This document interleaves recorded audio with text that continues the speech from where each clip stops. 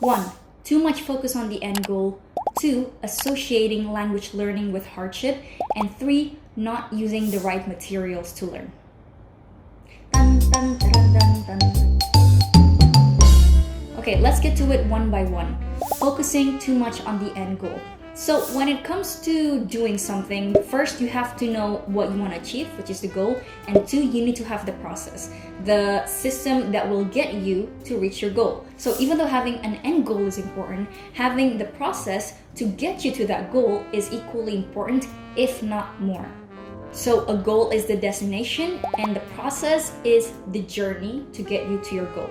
Think about it. If you have an end goal of becoming a millionaire by the time you're 30, but you're only focusing on that without really backing up that goal with actions, without the process, then you're never going to reach it.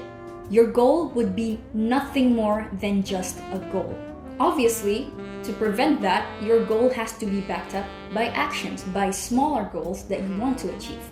For instance, if your end goal is to be able to speak English fluently at a professional setting, then you're gonna have to come up with the smaller goals to reach that as a milestone, smaller milestones. So there you have the big goal that you want to achieve in the end, and then you have the smaller sub-goals that you need to reach every week or every month or so, depending on the timeline of your goal. So the smaller sub-goals could look like this. Let's say finding professional communities of developers on LinkedIn if you're a developer, or going to online networking events in digital marketing, or joining online forums about cryptocurrency or digital nomads, or whatever it is your profession or what your life is about. Those are the smaller sub-goals that you need to focus on. The process that gets you there. The end goal, it's important to set it in the beginning to know what you're trying to achieve, where you're trying to go, but it's the smaller sub-goals and the process that brings you there that requires a lot more of your focus and attention.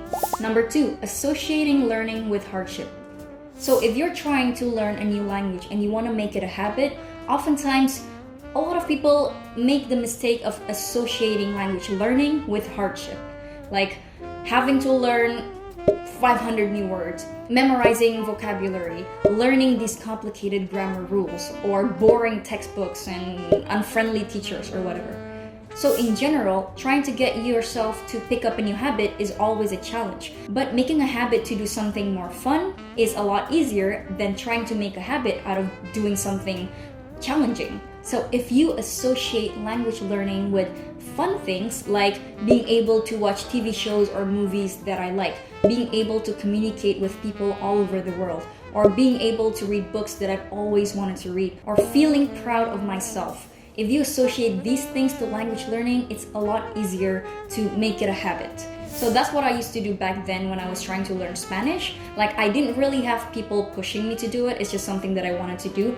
But to make it a habit was still a challenge, despite the fact that it's something that I like to do for myself. So what I did was I associate learning Spanish or speaking Spanish with nice things, like traveling to South America, or being able to watch salsa tutorials in Spanish because I like to dance salsa, or looking at travel vlogs that are in South America, or watching my favorite Spanish YouTubers. So that way, learning Spanish is a lot more fun. It's easier for me to push myself to actually do it and make it a habit.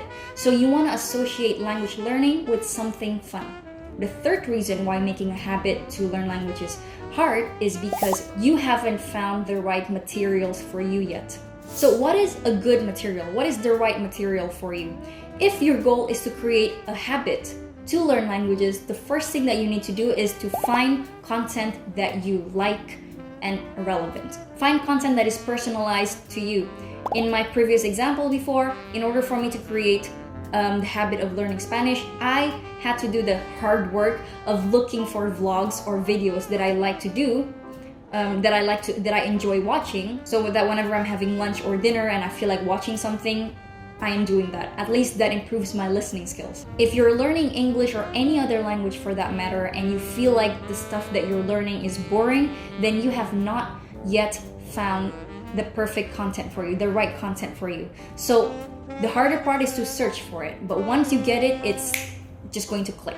So for instance, another example from my personal story is that I have right now, one of my hobbies is to read books, and I've always loved to read books since I was a kid. But back then, to make it a habit was a little bit hard, and the reason for that is because I always chose books that were not interesting to me.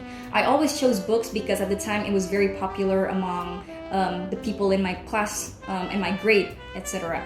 Even though at the time I forced myself to read books about these young adult romance things, even though I personally prefer to read books about personal development or psychology, something like that. So I love reading books. It's just because I did not find the right materials for myself yet, that I found it hard to make it a habit. So once I found the right genre for me, the right materials for me, it was so much easier to make reading a habit. So if you find yourself bored reading or watching these materials that you're trying to learn from in English, then it's not the right one. Keep looking. So as usual, thank you so much for tuning in, and I hope you learned something new from this video. I will see you next week in another video. Until then, good luck and bye-bye.